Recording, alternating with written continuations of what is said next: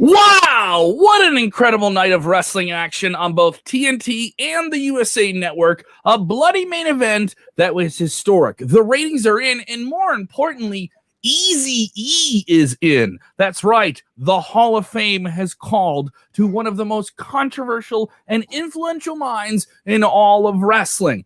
And we have a preview of WWE Fastlane. Your comments on screen while we're live. And someone who's been behind the curtain of WWE, we're talking to them today.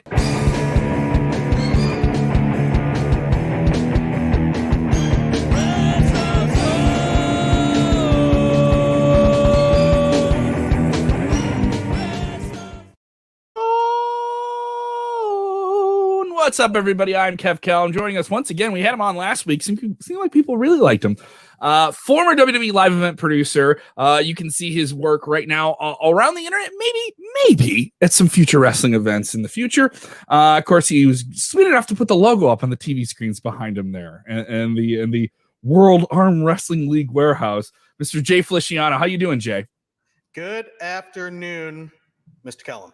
Good afternoon, Mr. Feliciano. Am I saying that correctly? It's a word. It's a word that makes me feel like I'm drunk when I said it. I'm hungover from St. Patrick's Day. I did drink after the show yesterday, so fair enough. It's worth it. Hopefully your 316 day and your St. Patrick's Day were good. Maybe they were better than Britt Baker's was. I mean, well, she had a good night overall for her career, but I don't know. Picking thumbtacks out of your back isn't the way you want to end a day, huh? Ouch. I mean, ouch everywhere, really. I mean, gosh. Mm-hmm. If you guys are with us, go ahead and share the link. So much to get into. We already have people responding to the big news of the day. We got the official word from WWE that Eric Bischoff is going to be inducted in the WWE Hall of Fame. And we'll talk AEW ratings. We'll talk NXT ratings. We'll talk this Sunday's Fastlane, all that good stuff. And we'll get your predictions on screen, especially if you're with us for the first time. We want to hear from you guys. Go ahead and support the show, by the way, by just simply hitting the like button and sharing the link. And if you can't watch the whole show live, go where you can listen to it. The podcast feed is up now. We just dropped an interview with Renee Paquette, which is really, really cool. Very, very big interview with her. We have more coming with some other big people, including one of the biggest world champions in wrestling, which is pretty sweet. So hopefully that'll drop soon. Doug Williams returning to wrestling. We just dropped an interview with him. So good stuff all around. So let's get into it. Lead story, Eric Bischoff in the Hall of Fame. What do you think, Jay? Easy money right there. Should have been in a couple years ago. I've been waiting for this induction for quite a while. I'm very happy to know that he's going to be going in. Instrumental in wrestling history, really. So it's deserved. It's earned. So I'm glad he's going in, and it's going to be one hell of an interesting speech. I can tell you that. Oh, yeah, definitely. I would say this is, sometimes someone gets inducted and it's just, you want to see them honored and it's cool. But there's sometimes when, I guess, wrestling fans who are hardcore, and this is a hardcore wrestling fan night. You are a lifelong wrestling fan. You know these names. Maybe you haven't seen them perform for a long time. Like Molly Holly, it's going to be special. We sporadically see her perform now and then. But, she has it's sentimental and it's nostalgia. That's the driven part of the night, and it's honoring someone. Like we have this comment here from Ryan. He says, Eric really does deserve it, but who else is going to be joining him and Molly this year? Yeah, obviously we'll get into other people, but I want to know what he's going to say. Like what he's going to say is very interesting because his whole thing is being controversial and kind of moving the needle. And I've had the opportunity to interview him, and we just dropped an interview with him last week that Dominic did, which was really, really good, by the way. 49 minutes we got to talk to him. And obviously he's well into the idea of podcasting right now. It's what he's doing professionally with 83 Weeks with Conrad Thompson. And that's given a whole new look on his career and what he's doing in this stage of his career. Obviously had some time with WWE recently, about a year and a half ago. So he's certainly in the family, and he's being honored the same year that the NWO is going to be honored. Hopefully there's some interaction between, Hulk Hogan, Scott Hall, Kevin Nash, and Eric Bischoff. I would hope there's something that they could do together at the Hall of Fame. But it's nice he's being honored in his own induction, though. Yeah, totally agree. And to your point, the NWO was supposed to be inducted last year. They held that off, so you would assume that they're going to induct hopefully both the faction and Eric Bischoff this year in a couple weeks. And if they do, maybe it's Eric who inducts them in, and maybe it's them who inducts Eric. I don't know. It'll be interesting who does induct Eric, though. Very interesting. Yeah, there's a lot of questions with this year's Hall of Fame, specifically because of the pandemic. They delayed last year's class, which was already a really great Hall of Fame class. I don't think anyone was arguing with any of the names that were inducted last year. There was last year's class when it was announced, and mind you, it was announced like right before the pandemic hit and everything changed, and that was just the timing of everything. You were a part of WWE at the time. You kind of knew, like, all right, what the hell happened here? Kevin Durgan saying, so will there be 2 Hall of Fame classes, or last year's class will just be added in? Kevin, the way it's looking is they're going to induct everyone in one ceremony. That's what we're getting, that they're going to do that the Tuesday before WrestleMania, the Tuesday of that weekend, which is already a crazy weekend, because you have Raw, and then you have literally, I think, 7 days of content from WWE. Really, their true rollout on Peacock is going to be this week, and that's why they're giving you so much in just 1 week. And they're going to give you, this could be a long ceremony, though. This Hall of Fame ceremony, hopefully they find a way to edit it. Also, there's some people saying that the issue could be, how are you going to do speeches that aren't running too long? Have you been to a Hall of Fame when you were with the company, Al? Not with the company, but I was at the Hall of Fame when WrestleMania was in Chicago. Mm-hmm. The night Bret Hart got inducted, so I was at that Hall of Fame. That was a fun one. That was an interesting one, wasn't it? Oh yeah. Especially under the circumstances. But the speeches are long. Some of the speeches are like 20 minutes apiece. Mm-hmm. So you're talking about, they have 5 people that need to be inducted from last year. All right. Plus you have the video packages, the downtime. They're running, I think they may have some commercial time in this show too. So that's a long ceremony. It's going to be like the Grammys almost, where it just, how long is this thing going to go? Yeah, you would hope by, by movie magic, TV magic, that maybe their speeches are done in advance, and maybe they have a time limit, or maybe by editing, maybe they edit it down, of course, with their permission. But there's so many things they can do here, because it's probably not going to be live in front of fans, I think, unless you've heard differently. Well, I haven't heard any different. I mean, the talk, and this is from Big Papa Dave Meltzer. Big Papa Dave. I'm always going to call him that, like they call Ron Burgundy. Big Ron Burgundy, Big Papa. But the word is they're going to do some virtual thing. And I think a lot of fans would be really, really upset with that, because they want to hear the roar of the crowd, but they're going to get that at WrestleMania. I hope they could do some type of formal dinner, like that was similar to like the first few Hall of Fames, which were not public events. Those were filmed and taped, but they were not public events. They were very limited audience. It was done in like a hotel ballroom, and then they kind of became formal events and quickly became a part of the WrestleMania week. And now there are these arena events. I think scaling it back and maybe doing it even with the Thunderdome. If they did it with the Thunderdome, it was just here are the wrestlers and their families at banquet tables, and no one comes up to the podium. We come to you with a microphone, and you're right next to your family, and you give a speech, and everyone wear their masks and does what they're going to do. Hopefully they take some cues from what the Grammys did this week, because everyone was wearing their masks and stuff like that in the crowd, and doing everything they're supposed to. And you would hope with the way things work, people could be vaccinated by then, but that isn't a possibility. Yeah. It's too all over the place in terms of where you are. You have people coming in from all the different parts of the country. So, so other people texting in saying, I love the Bellas, but not Hall of Fame worthy. Yes, the Bellas are, Kevin saying this, are going to be inducted. They are absolutely Hall of Fame worthy, guys. I'm sorry if you don't like it, Michael, who says they're not Hall of Fame worthy. They are set to be a part of this year's class, along with the British Bulldog, NWO, and many more big names from last year. Molly Holly, a part of the names announced for this year. So it's all this year. They're just rolling over the names from last year. Who do you think could get in? I saw someone say the Great Muta from Japan. I would love that one. That would be worthy. What's a name that's that you're like, I always want to see them get their honor? I'll be honest. Eric Bischoff was the one. I wanted to hear it last year. I wanted to hear it 2 years ago. But especially last year when they said the NWO, I thought he was actually going to be a part of that group in terms of the graphic that we saw. We didn't see Eric in the graphic. I don't recall we saw him in the graphic for the NWO. So no, I think they're really just focusing on the main 4 guys. Yeah, right. So this is just a second induction for all of them, really. Right. And then of course the anticipation of Dwayne "The Rock" Johnson. That won't be coming for a couple years, I don't think. But every year I'm thinking, when's it going to be his time? When's it going to be his time? But I think he has a little bit more left in the tank. We may see him again in the ring. So that's always one that I'm looking for, to hear that name every year for a Hall of Fame.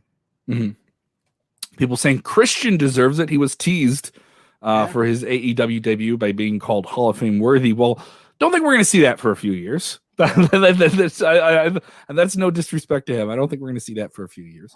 Let's jump over to last night. Quite a night. Definitely a great night for AEW. The ratings are in. They continue to have the lead. Their numbers have gone up from week to week, too, not by a huge margin.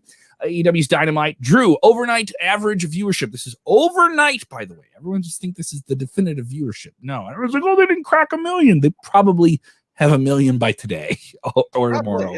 Yeah, with DVR numbers. And NXT could possibly have that as well. I'll explain. Dynamite drew 768,000. This is up from 743 the previous week, a 0.28, and people 18 to 49. This is down from last week's 3.2 the previous week. They were number 6 overall on cable television, behind MTV, The Challenge, NBA Games, Real Housewives, and Married at First Sight. Who would want to be married at first sight? Showbuzz also reports that NXT's daily viewership down 597 from 691 the previous week. So they definitely had some people bite into their viewership this week. But last week they were within 100,000. So this is, I know it says AEW has them, but this is, I would say, closer than people think. But this one definitely feels like there's some distance on it. There's definitely distance, but as we all know, it's all driven by what the content is and what the storylines are, and who's doing what, and who's getting pushed and who's not getting pushed. It's people tuning in as per their interest. So as far as ratings go, ratings are ratings. But both shows last night, great shows. I'm not going to give ratings yet, but both great shows. Both had great matches, great storyline progression, great teases for the future. So despite what ratings may be, I enjoy both of the shows. As well, I think it's certainly something when we hear this chatter that NXT is going to move to a different night. We've heard rumblings, some information has gotten out in terms of production orders and different things like that there will be an NXT taping on the Tuesday following WrestleMania. That would be April 13th. That would put them in a position of not being on Wednesdays. The show's been airing live unless they're taping it Tuesday for an airing on Wednesday, which would be odd considering how much the WWE structure is going to be stressed during that time. You think they would give themselves a gap, or is this then taking advantage of the possibility of moving the show on their biggest week? Let's just say the Tuesday after WrestleMania, when we already have all this extra attention, let's go and move the show to Tuesday now. Let's get it off Wednesday now. What do you think here? I mean, obviously the ratings say it. I think it's better for the wrestling business overall, but NXT is there to keep a cap on the ceiling of what AEW can do. Yeah, they keep pushing the limit, especially with a lot of their matches last night, especially with that main event last night. It's hard when you have to choose between the two and you flip back and forth in the channels.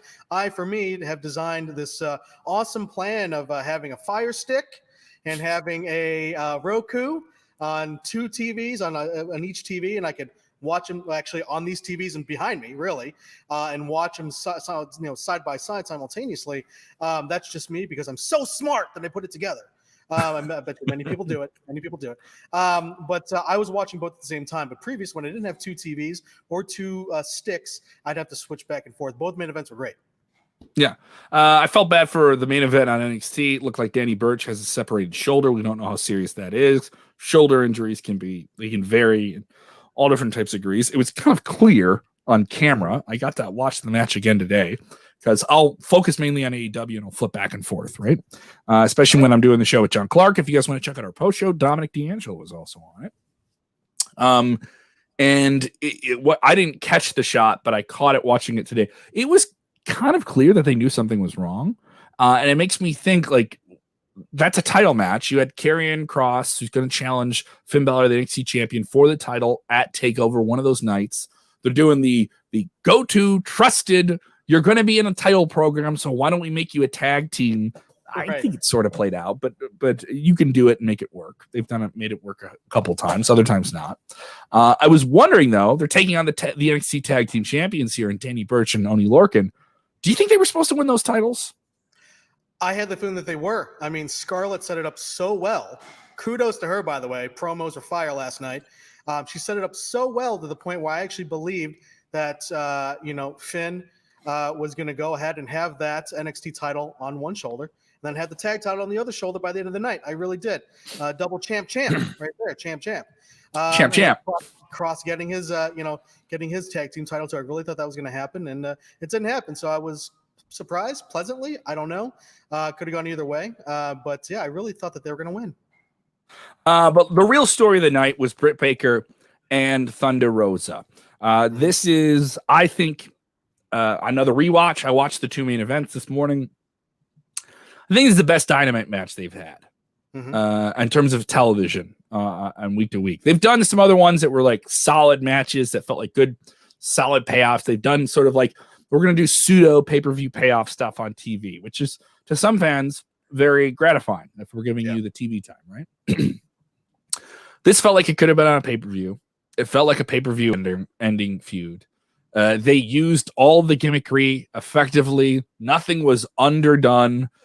These are two women that hated each other. And also, the main critique that anyone can agree, even some AEW fans will agree, is it just never felt like they had a real plan that was cemented in, that had its hooks into you with their women's division, which they told you was going to be the best women's division in wrestling.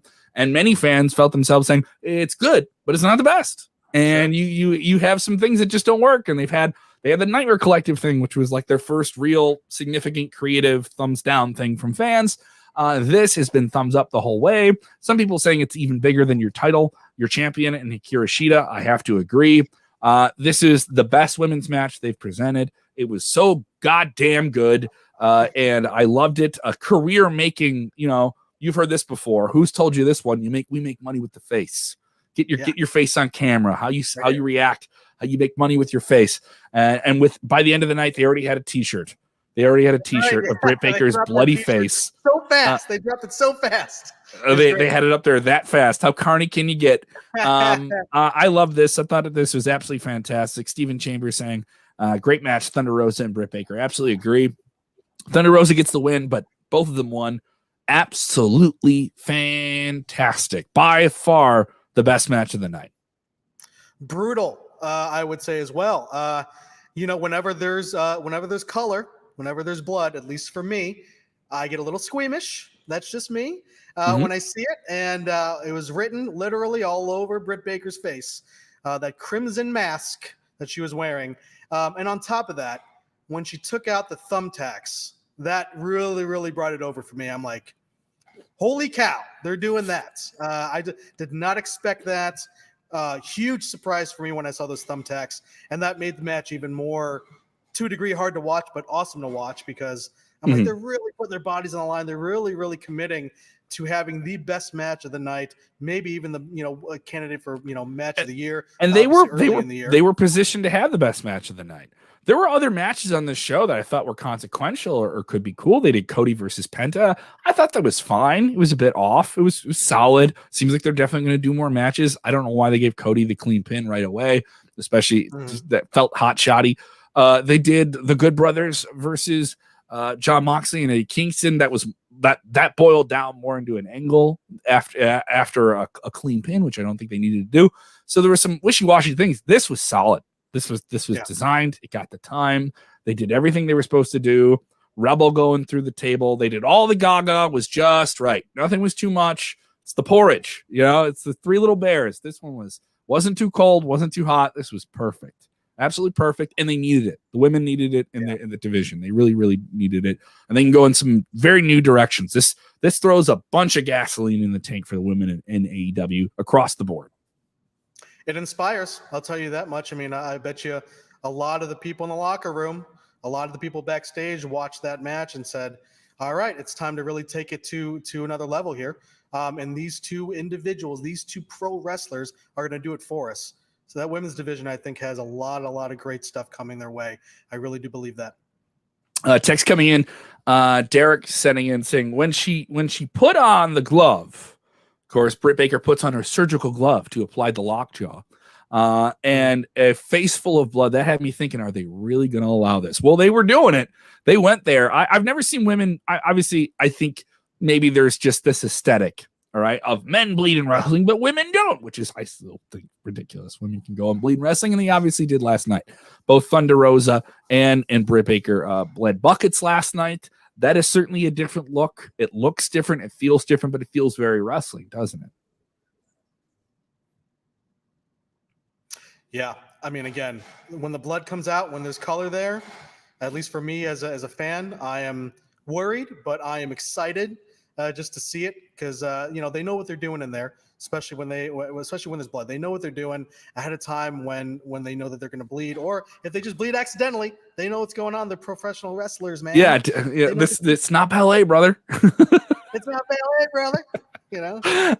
But it definitely was blood equals green on St. Patrick's Day. I appreciate that. Also, as an Irishman, I do appreciate that a Mexican American in Thunder Rosa was sporting the green and gold. I did like the green and gold that she had in the gear and the makeup last night, so I appreciate that. Michael's saying, I haven't seen a women's match that good since Charlotte versus Sasha Hell in a Cell. Yeah, a lot of people already starting to compare this to other great women's matches and other great matches in general. I heard this take today, and I have to agree with it. I thought this was better than Moxley and Omega on the pay-per-view that AEW had a few weeks ago. And I didn't even want to compare that. I was like, I didn't even think to compare that. But I was like, yeah, that's 100% true. Like, and Moxley and Omega was a good match. It just had that dud ending post-match angle thing, right? And then everyone's going to go ahead. We knew it was coming from that match. It was already set up that we were going to see carnage between the two gentlemen, right? Mm-hmm. We didn't know what was going to happen in this lights out match. We knew lights out, but it does feel open-ended, where it's unsanctioned, where they can go in some different directions. Like if they just if they want to make it no holds barred and there's no rope breaks and it'll be a really gnarly fight. Do you want to go hardcore and do what they did? They went hardcore, and it felt like anything could happen in a good way, but you knew you were going to get an ending. You knew you were going to get a straight up ending. Yeah, definitely a lot more comments coming in about this. We also have Fastlane this Sunday. Don't feel a ton of fan momentum for Fastlane. We'll talk about it in a moment, but we'll run down the card. I do think there are a handful of matches that could excite people, but as we've seen with WWE pay-per-views, when people in the last year or so, especially in the pandemic era, say, I don't know, I'm feeling this one, then the show happens and they're like, oh my God, this match was great. Right. That pattern, I think, is there. Before we get into that, though, let's talk about the backstage stresses, the backstage heat, the drama. The tea has been spilled. I hope I'm not spilling anything on the floor. I did that yesterday, right before I did the show. It was awful. Andrade. So Andrade has not been seen on WWE television since October. He was put on the shelf with an injury. He, of course, ran his course through most of 2020 in a tag team with Angel Garza. They broke up.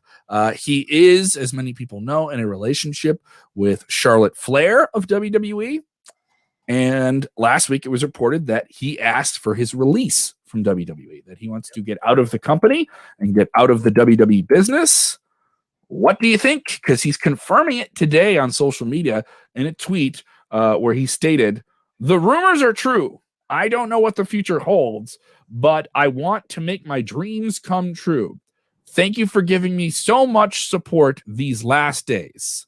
And then he goes and posts that same statement in Spanish. So, what do you think? What awaits for him out there, man? Wow. When he hits that free markets, if he's allowed to, of course.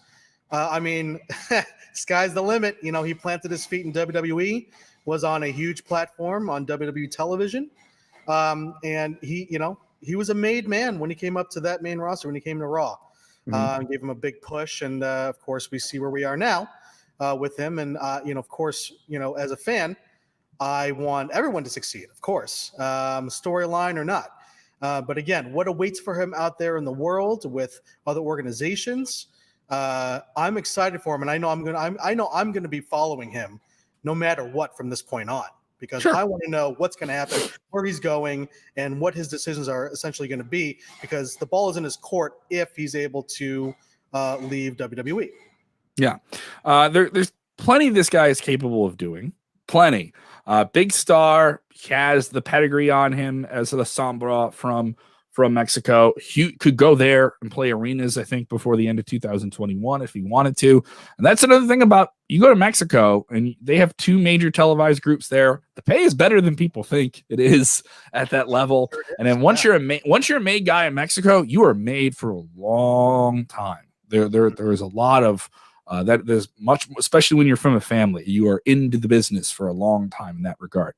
I think he could do some great things. Obviously, everyone says AEW, but I will say this.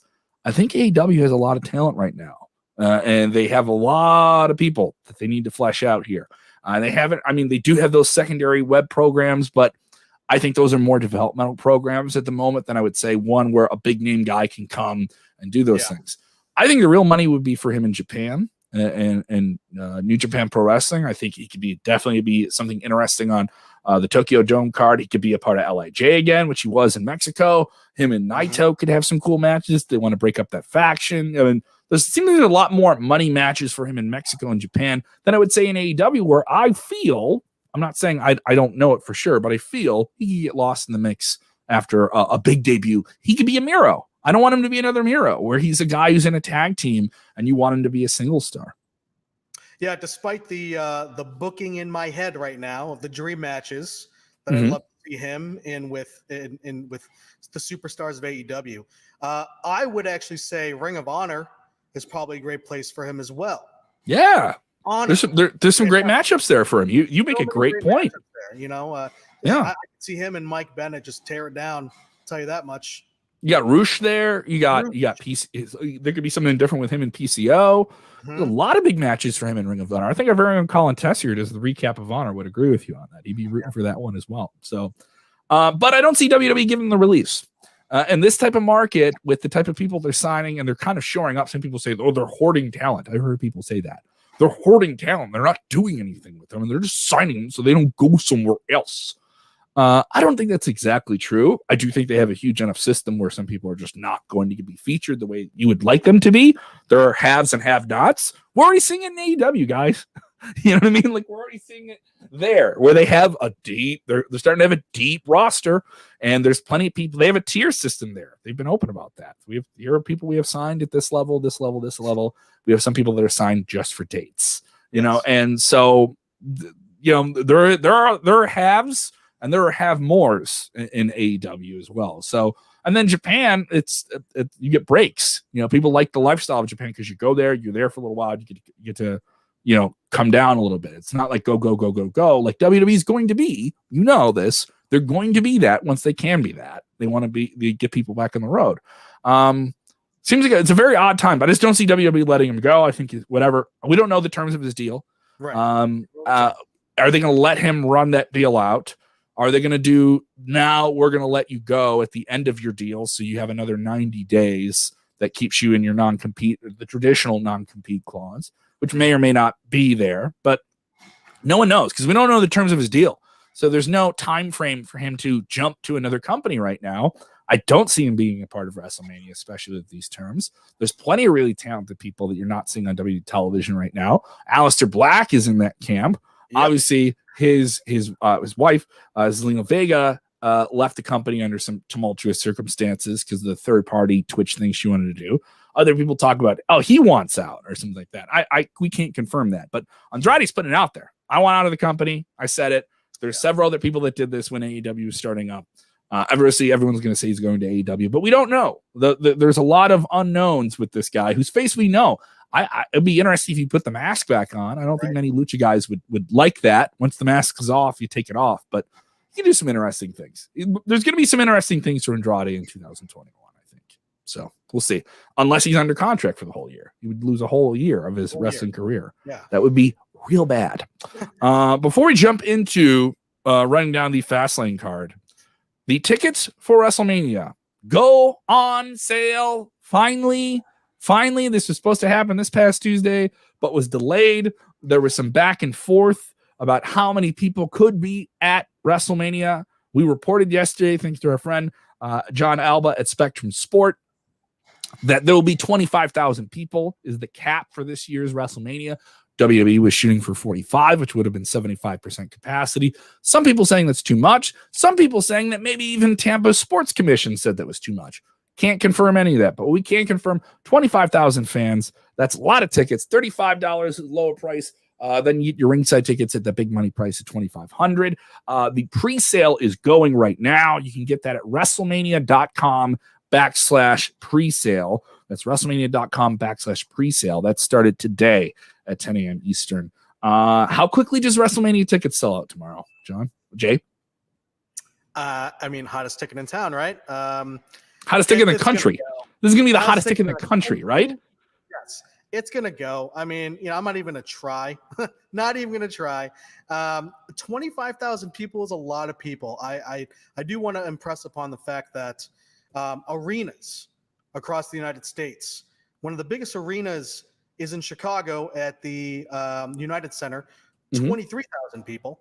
The Allstate holds about 16,000 people in the suburbs of Chicago. And around the nation, a lot of those stadiums, a lot of those arenas are the same. Now, of course, this is an outdoor football stadium. But for me, in times like this, 25,000 people a night, that's a lot of people. So I think to me, that's a good cap.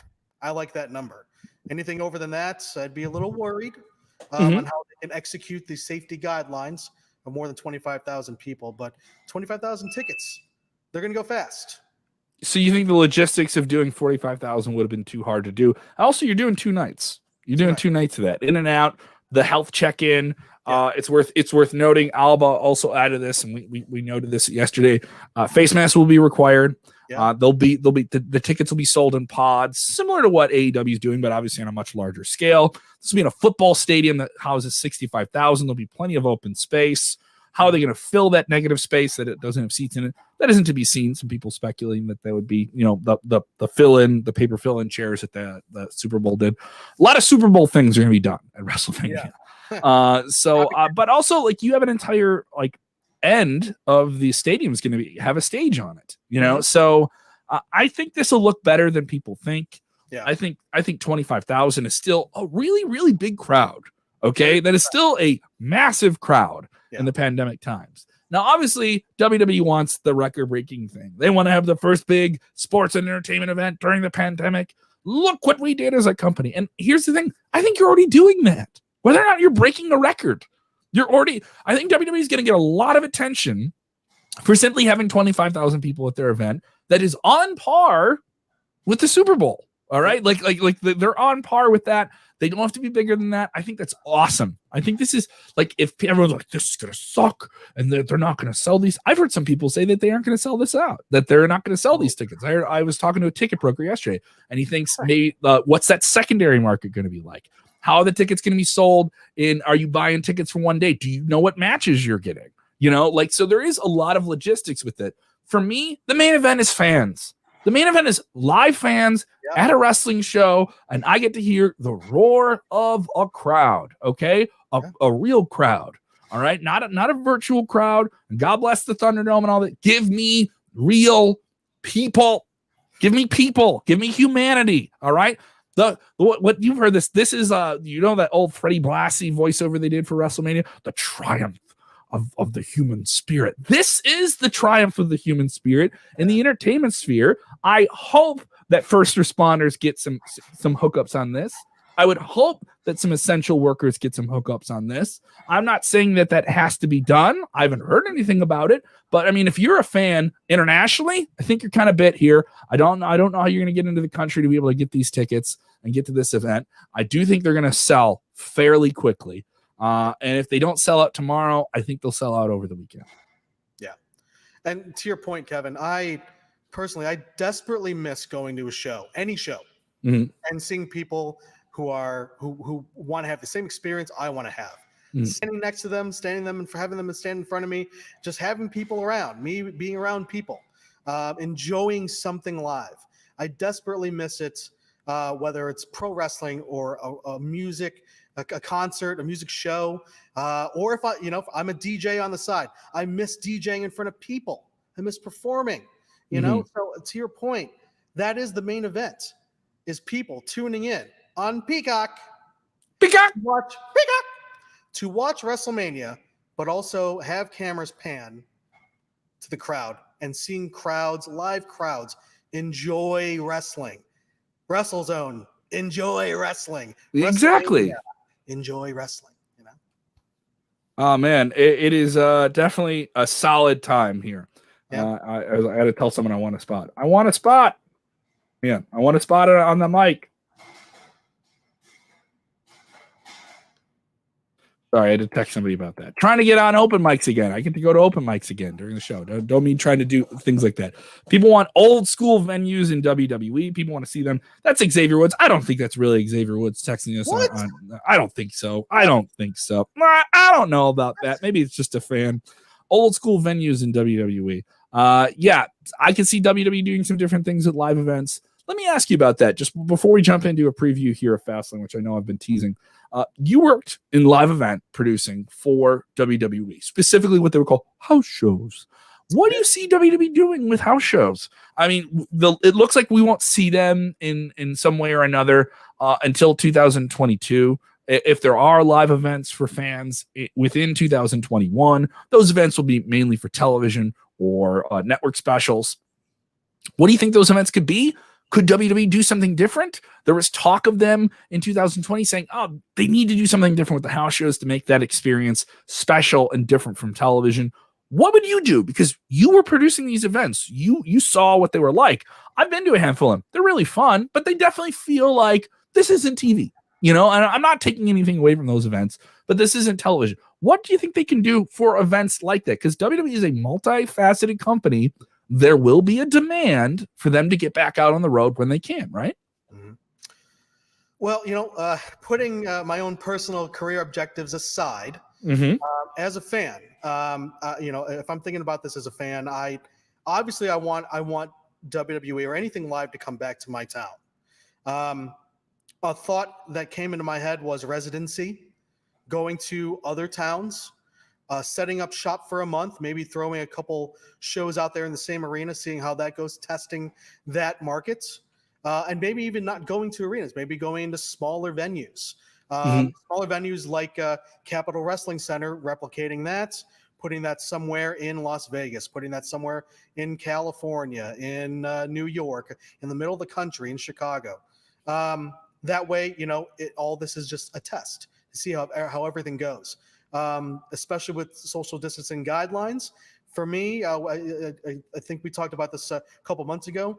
Those plexiglass boards that they have at Capitol Wrestling Center, I think those are going to be a part of the construct of a live event. Having those. Do you think we're going to see those at WrestleMania?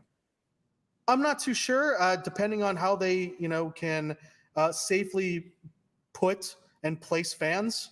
I don't think you're gonna have fans within 12 feet of the ring. I don't think you're gonna have fans. They may put those up so they can avoid the hand slapping, maybe. Yeah. But I do know that it's definitely a safety precaution that makes sense and it's warranted.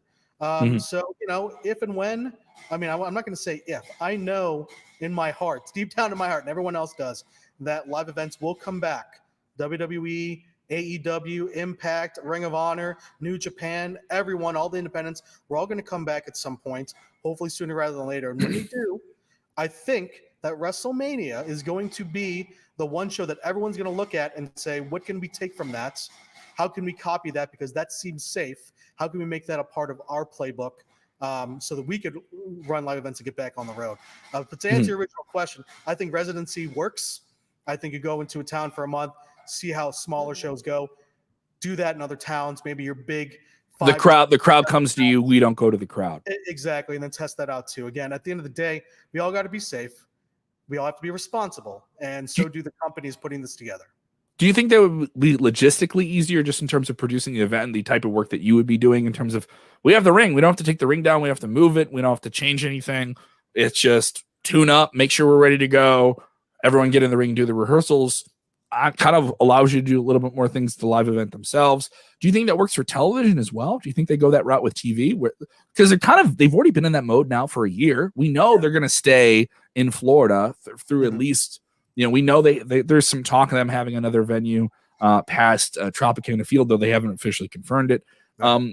Do you think they kind of take that model and say, all right, we're slowly going to work in fans to this and then also have Thunderdome on top of it? Because then you kind of need specific type of venues where you can do that. You can't do that everywhere. It's a model that absolutely works. We've seen it for months. Mhm. You know, why break it apart? You know, if it's not broke, don't fix it, kind of deal. Yeah.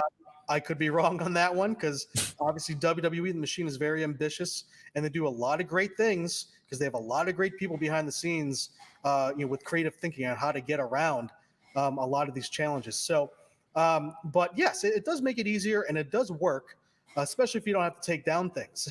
Putting things up is hard, and taking things down is even harder. Okay. At night. So if they can stay in one place for a little bit and test that out and just go to an arena and everything's kind of set up and you're ready to go, obviously that's going to be the easiest way.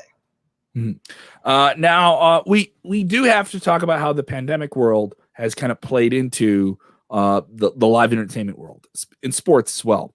Texas is a state that has bucked the trend and the coast to coast, at least in the United States. We know this isn't the case in Europe, as Europe is now enduring a third wave of the coronavirus. And an uptick in cases as they're also trying to catch up with vaccinations. So it's kind of like this race against it. Texas, though, go in a completely different direction. As they say, their governor says, open everything up. We have enough vaccinations. Everyone can be personally responsible. Open everything up. No distancing, no mask mandate, all that. Whether or not you believe with that politically, I don't. But I mean, whether or not you do, there already is some independent wrestling events that are saying, let's go to Texas. We can run events. We can do these shows. Nishad Jawad, big fan of the show. Nishad Jawad won himself one of these Road to WrestleMania activity and trivia theme books, which is pretty cool. All right, I mailed that out to him. I hope we enjoy it, Nishad.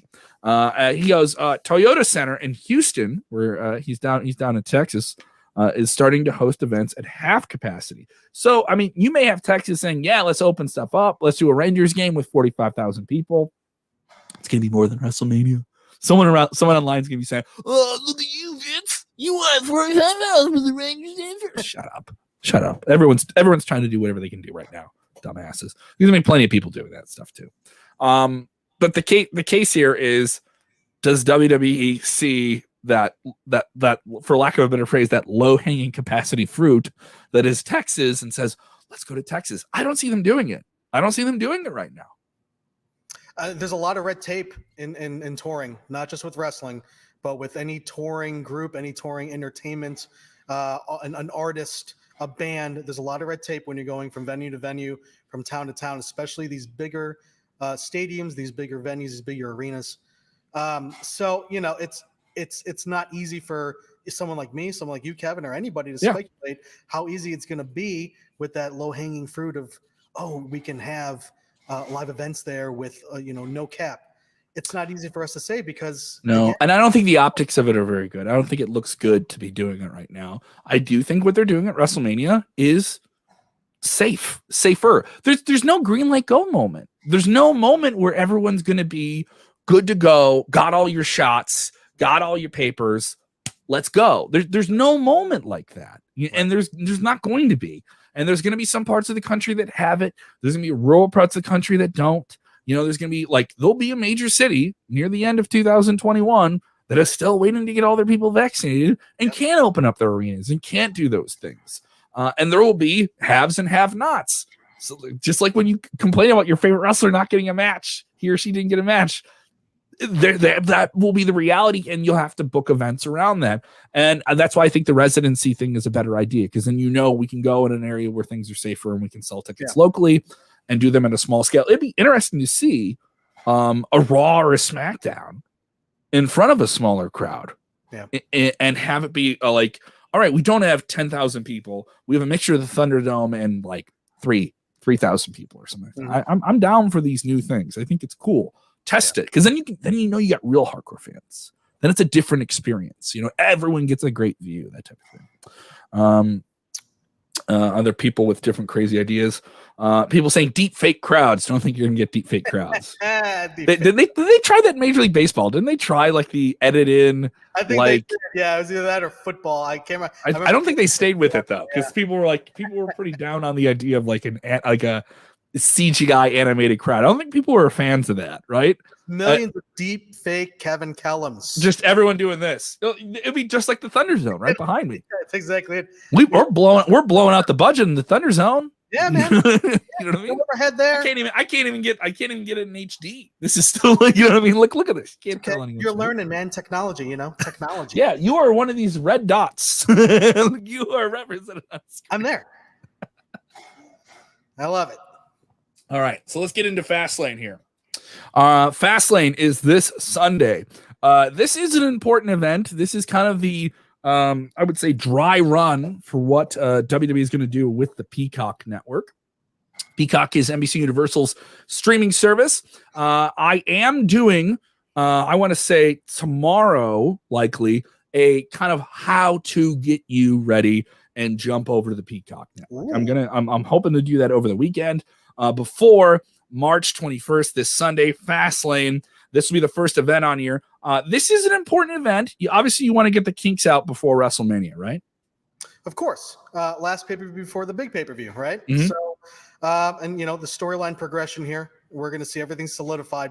Well, we hope everything solidified to the storylines this Sunday, leading into WrestleMania. So this was, the pay-per-view before WrestleMania was always the favorite one of mine, even if it didn't, give me much in terms of new storylines or new things coming up with new characters, because obviously we're just trying to close the loop and make sure we can, have that anticipation going into, WrestleMania. But, this Sunday I'm going to watch and I'm going to enjoy it because I know it's going to be the last one before the big dance. So, obviously, last one that is on the network as it is that we know. And then in the United States, everyone will have to jump over to Peacock. You will have to go over to Peacock, by the way. Some people have asked. You will have to set up a new account, but you do get a deal on it. They are giving a lot of people different deals on it. Specifically, you get I think you get it for like $5 for like 4 months. You get some very good stuff. It's a pretty good deal.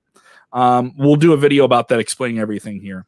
And Laura Lee Rock saying, I'm watching it on Peacock on TV. So some people already making the jump there. I like that. Thank you, Laura Lee Rock. Let's jump right into the card. Randy Orton versus Alexa Bliss. Alexa Bliss is the demon minion of the Fiend who was burned alive by Randy Orton in December at the TLC pay-per-view in the best match I've ever seen fire used, even though people want to complain about it. What a spectacle. Something you could only do in the Thunderdome, right, Jay? Orton versus Bliss.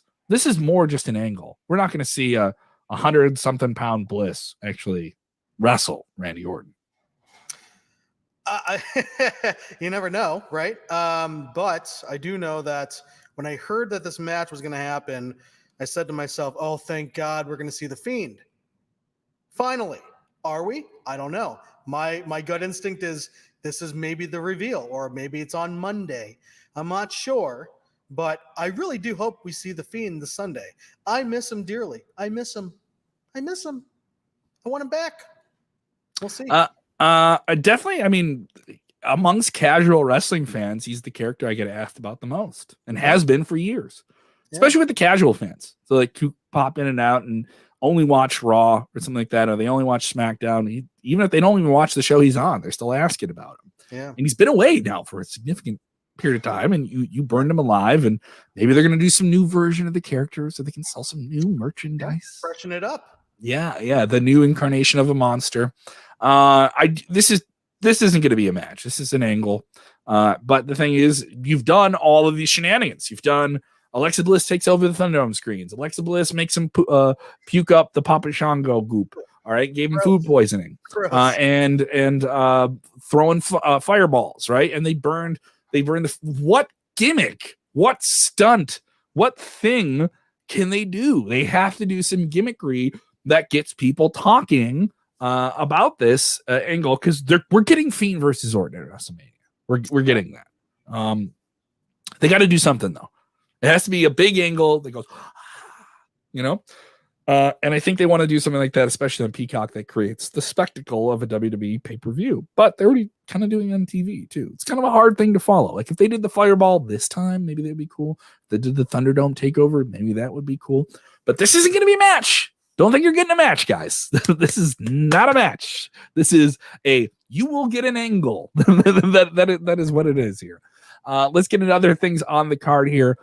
Bryan versus Reigns. This is, I think, the match on the pay-per-view.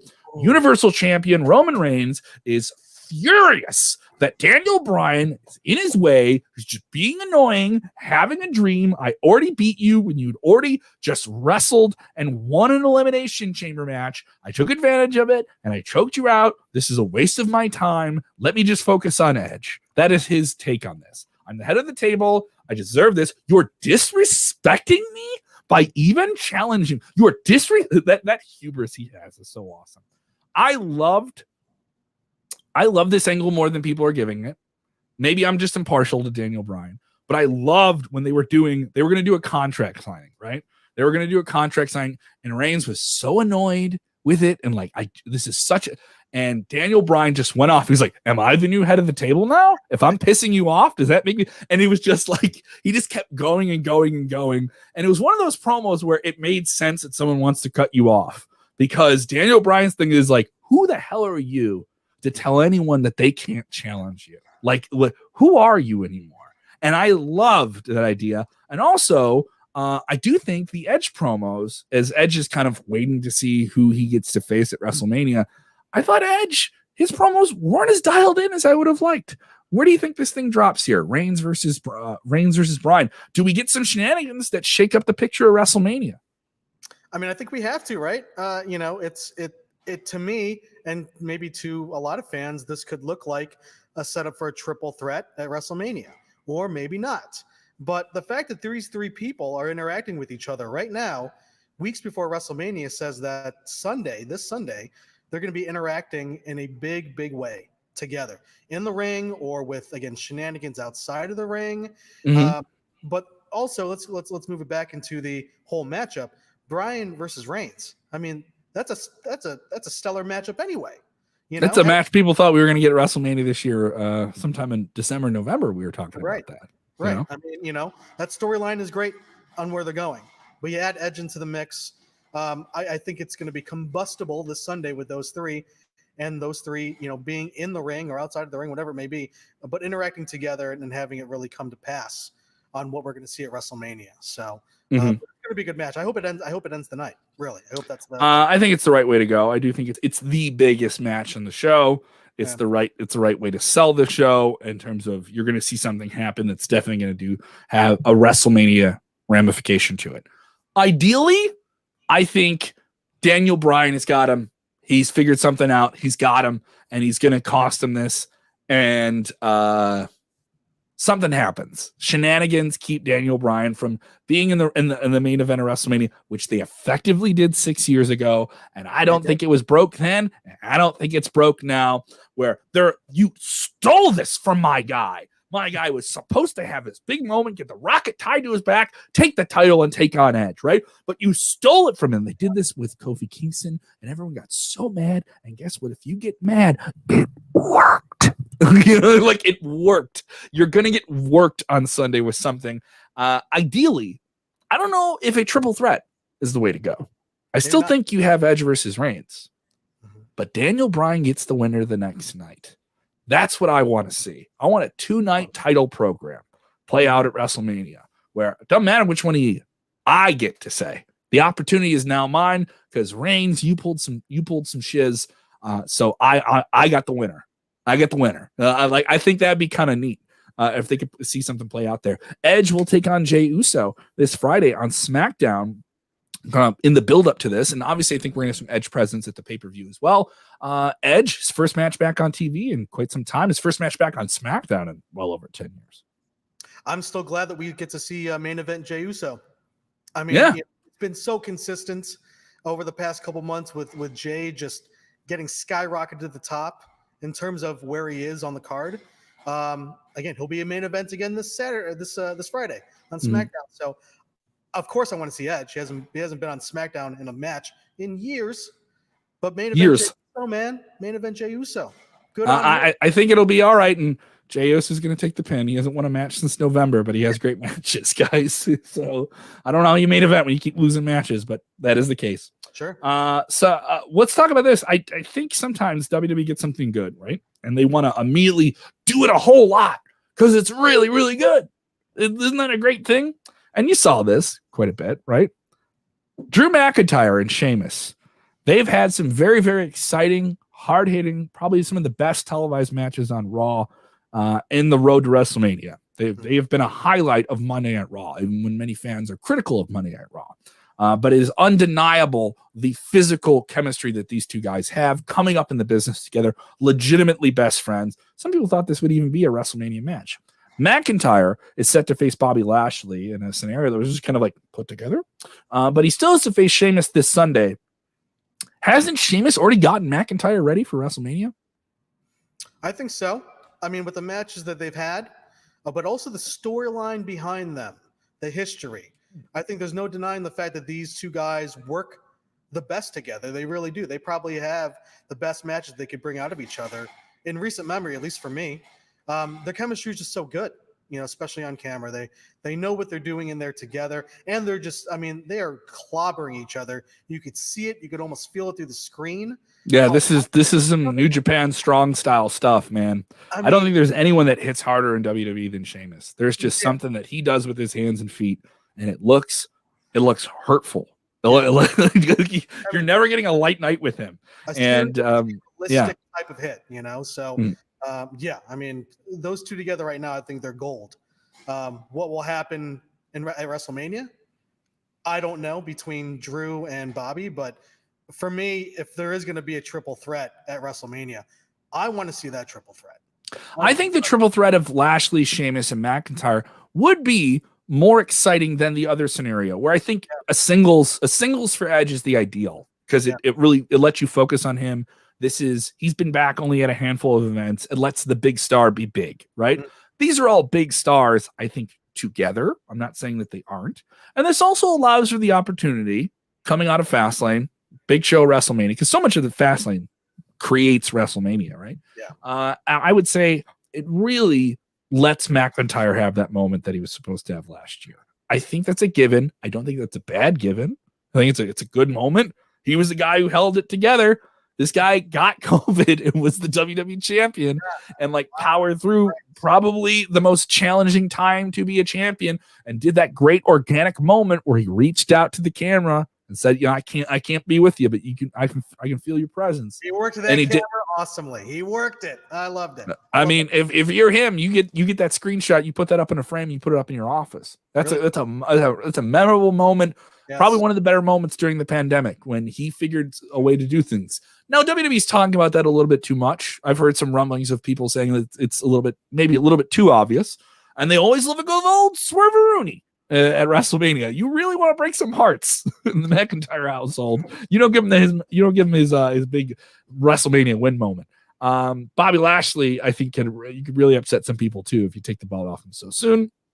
But Sheamus and McIntyre, they are still two snakes interwoven, fighting to the death here. It is going to be something special if they get time and they beat the snot out of each other. And I do think it's another one of those things where people say they write off a whole pay-per-view and just say, oh, whatever. I'm only going to be here for the Rumble, Mania, and SummerSlam. It's a show in between.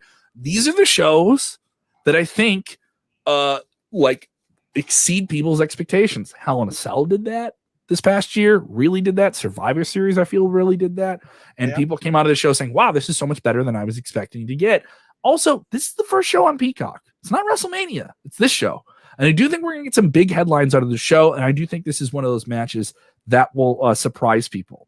Other people with different takes here. Fastlane is going to suck. I hope Brock Lesnar shows up. That's a comment. Do I think we're getting Brock Lesnar? Maybe that's the headline they want to go with. I don't think this is going to be the best show of the year. I do think it's going to be better than people think. Is that fair to say? Yeah, I think so. Yeah. Another match that we were talking about here is the IC title match, Big E versus Apollo Crews. I thought we would kind of save this for WrestleMania, but you got pay-per-views. You got to fill out the card here. They've been building this one up on SmackDown. What do you think? Big E, probably one of his more focused upon title defenses since winning the IC strap. We're seeing a lot of character work here from both guys. So having characters develop is what the business is about. Seeing how far you can take your limits in terms of your character and how you're developing it on your own. So I think both of these guys are in a stage in their career where they're really starting to open up what's really inside them. The passion coming from Big E, but also the passion coming from Apollo Crews. his quick turn and his quick change to his character. I mean, we're seeing a lot of really good character work out of him. So both of these guys in the ring, obviously we can see that they can go, they can have a good match. They're both gifted and talented in that ring. So this is going to be probably in the middle of the card, but it's probably going to be one of the better matches of the night because at the end of the day, they're also kind of to a degree in a blood feud, kind of, or maybe going there. But they're really aggressive with their words against each other right now. So, it's making me think that, a lot of that aggression is going to come out in their wrestling, in their actual match. I think so as well. I do think this is a potential sleeper match on the show. Apollo Crews has taken on this new character of kind of like the African prince, and he's gone in a different direction. Some people are critical of it, though I've heard some people say they like it. Very, very divisive angle. Big E, though, was a talked about guy that people thought was going to be in a world title program, and they opted to go with him having the working man's title as the Intercontinental title has been called, and you know what that is. But I think he gets a highlight at WrestleMania. I think it gets to be in a special match. I think this match is to build to that. Yeah. And if you really want to do something crazy, Apollo Crews maybe beats him for this title. Yeah. And maybe does some shenanigans to take that title from him. And I'm not a fan of hot potato and stuff. But you make me a fan if you make the matches matter. And if the road to WrestleMania for Big E is chasing down that nasty, no good, isn't anything that he used to be, Apollo Crews, who's lost himself in this Prince stuff, and he has the IC title around his waist. I almost knocked down the Thunder Zone. Sorry. I would say that could be a big angle. If you want to talk about the shocking things that could happen, I think that's the most likely thing that could happen on this show. What is going on with Bianca Belair and Sasha Banks? This was supposed to be a red hot program. It does not feel red hot right now. Sasha Banks and Bianca Belair will team yet again against the women's tag team champions Shayna Baszler and Nia Jax. This is, of the matches announced for Sunday, the one I'm least likely looking forward to. But if you talked to me in January when Bianca Belair won the Royal Rumble, I was all about Belair. I was up in the air with Belair. Now, I don't feel that. And part of it is this mucky muck of multiple people being tied into this thing. This is the one they got to do something, because at the last pay-per-view, it was a clunky match with some different issues in it. This, I don't know, man. I don't know. Not feeling this one. Could be a slow burn. Could be a slow fizzle. We don't know. We'll see this Sunday, because I think we're going to have something happen with this angle, with this match, how it's going to be played out. If they end up winning those tag titles, that could be interesting. If they end up losing it, before WrestleMania, and then that's how they really get into their feud, that could also be interesting. We've seen that before. But it's the Sunday's match is going to be very interesting to see where they take it, because there's a lot of people involved in this too. I mean, you have obviously the tag team, the champions. You have Reginald. Reginald is a part of this thing too. He's been getting some serious screen time over the past couple weeks. He's getting a lot of screen time. So who knows where he's probably the main focus of this whole thing. Where's Carmella? Where is she? Maybe she might be in the mix. With you know what I mean? It was just like, shouldn't the focus be on Belair and Banks? And is this just a holdover? Is this just a holdover until we can just settle back into Belair and Banks with all this noise of Reginald and Carmella and all? It just feels, why are there so many supporting players for something that should really be about two people? Now, mind you, they got a lot of TV to do. They got a lot of SmackDowns to shoot television on. And I understand but we're already doing the two people are going to be in a singles match later on. Let's put them together as a tag. They're already doing it on NXT. You have like a parallel angle here on SmackDown. So I'm not saying it's lazy, but you got to do something that's different about it. Right. I really want to see some fire between Sasha Banks and Belair. They've teased it. I just don't want them to go to it and it doesn't have the oomph it's supposed to have that we know is brimming under the surface. Hopefully it's still there. You know what I mean? You don't want cold soup. You want hot soup. Yeah. You want hot soup. I want some hot, chunky soup. Everyone wants hot soup, man. Yeah. Give me that hot soup, baby. Yeah. And, as you pointed out, and you point out almost every week, is that we have so much time from, the Royal Rumble to WrestleMania. A lot of time. That's a lot of time.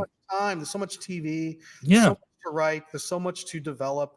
You don't want WrestleMania, as you've seen this before in years past. You don't want WrestleMania peaking 3 weeks out. You don't want the build of it peaking 3 weeks out, because then you have 3 weeks of television that don't have that. You want it, that go home show. You want that Monday or that SmackDown before WrestleMania to be white hot. You want them just perfect. And there's times when it has been. There's times when it hasn't been, where it's just like especially WrestleMania. It's a hard show to get to, I think, especially thinking 2 nights. Where they've been, this is really good 2-3 weeks out. I wish WrestleMania was this Sunday. And then they're going to do some other angles. So, this feels like, all right, you still got me with Banks and Belair. Don't lose me. And this tag team stuff feels like it's just a messy holdover program until they get there. That's my take.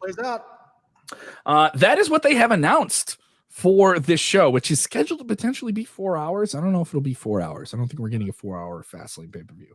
I would say we're probably getting something close to 3 hours. They announced that time. They don't go with it. It is still scheduled for 7 Eastern, 6 Central. I could see the show go until 9. It is the first show on Peacock, so get your Peacocks ready, all right, and get ready to set up your account, all that good stuff. It's $5. It could be there could be ads on this show. I could see some fans not responding to that positively if they see ads on this, but it is going. I'm talking to some fans. They already have their network set up. Your WWE network though will be closed off on April 4th in the United States. Rest in peace. But don't worry, rest of the world, you guys get it. I've already heard from some people that are doing the VPN thing where their IP address would be in another country so they can still get the network. And you want to go through all that. It's a lot of work to go through all that just to have all these things. Because a lot of people are upset about this jump to the network because, as Gabriel Perez, they don't have the complete library. They won't have the complete WWE Network library until sometime around SummerSlam. And the reason for that, this isn't confirmed, but you can see it if you've seen what other networks do when they're moving a show and it comes over and they're like, oh, the music is different. That was a big thing when the network started. The music was completely different. They'd have to edit the music. I think they may have to do that again with all of the back catalog, because there's plenty of music they may not have the right to stream on NBC Universal's platform. Maybe they only had a right still to do that on their own network. So you have almost a different on-demand version of the network outside the United States as you do in. Don't worry, you'll have every WrestleMania, which is probably what most people are watching in terms of the back catalog before WrestleMania. You'll have all the new shows. I don't think it's as big a deal as people are going to make it out to be. That's it. You're going to have tons of stuff from WWE. Tons of stuff to watch on the network within Peacock. Don't worry. Don't think it's going to be that big of a deal. Yeah. So don't worry. Not going to be that big of a deal. So thank you guys so much for supporting the show. Jay, if they want to follow you on the Twitter machine, where do they go? You can follow me on the Twitter machine and the Instagram machine at JDawgC. That's JAYDAWGC. Please follow me. What are you guys doing over at Abby's Toys? I know you've been doing some fun things with the great collectible friends at Abby's Toys. Tell me about that. There's a really cool toy shop here in Chicago, Illinois called Abby's Toys. And they have a lot of the new stuff that comes out in the market of toys on a weekly basis. So we're going to be doing a little bit of something with you, Kev, with some giveaways, maybe. I don't know. Getting so high. Tune in the coming weeks to see if that develops, that character develops, that storyline develops. But the storyline of the High Voice Man. I don't know why I'm talking like this. See, that's the hot angle. The book High Voice Man. Yes. That's gonna be my character, High Voice Man. Follow me on Instagram and Twitter, y'all. Give them a follow on the Twitter. Jay, thank you so much for your insight. Obviously, it's been a tough year for you, other people. You and I have endured. We have endured a very, very tough professional year. But what has stayed true is wrestling. Wrestling kept going for a lot of us, and I'm excited about some things here in the future. I will be live at shows that you can't sell out shows. You can reserve out shows, but the shows are reserved out now tomorrow at Valparaiso, Indiana's comedy capital of the world, the Market Lounge and Comedy Club. I'll be there tomorrow night. I will be live at the Lakeview Tap Room on Thursday next week, doing a show in Chicago. So that's pretty sweet. And AEW, I'll be returning for them, doing some backstage work for them. I don't know the streaming arrangement for those shows just yet. Those shows will be limited capacity as well. I think there'll be more. I don't know the exact dates, but I knew April 3rd. We'll be back in in Villa Park, Illinois. Limited tickets to that. That is a makeup date from December when they had to push back everything. Right. So the AAW Alive series continuing. Go to aawrestling.com. Mance Warner, all the big stars. It is the promotion that launched guys like Tyler Black. You may know him as a different name. Kalisto, many people. You can check out their back catalog of stuff at aawondemand.com. aawondemand.com. Go give it a subscribe. Maybe you want to keep it, and because there's plenty of stuff there for you to dive into, like nearly 16, 17 years of great stuff. One of the best matches, I would say, you guys want to go check out a great match. Bryan Danielson versus Silas Young. Saw that match at the Berwyn Eagles Club well over 10 years ago. Absolutely fantastic. Right before he went to WWE. So go check that out. Thank you guys so much for supporting the stream. We have a lot of cool stuff for you guys, by the way, in the podcast feed. Renee Paquette just did that interview. WCW Rewritten. It's our fantasy booking series. I may or may not be on the next episode of that, by the way. So much to dive into. Thank you guys for one of the biggest weeks of the year so far for us on the podcast feed, downloading the show. If you've listened to all this audio, do something very, very easy. A 5-star review. Give us a 5-star review on whatever app that you're on. All right. If you're listening to streams on YouTube or Twitch, we're going to be doing some cool video game stuff there as well. Get involved. I want to collaborate with fans, different creators. If you guys know somebody who's in the Wrestle sphere, link us up. Let's do some cool stuff, especially before WrestleMania. Thank you guys so much. Give me a follow at Kev Kellum. Give WrestleZone a follow, because when watching wrestling, the most important thing is what, Jay? Enjoy wrestling! Wow, you really saved that one for the end.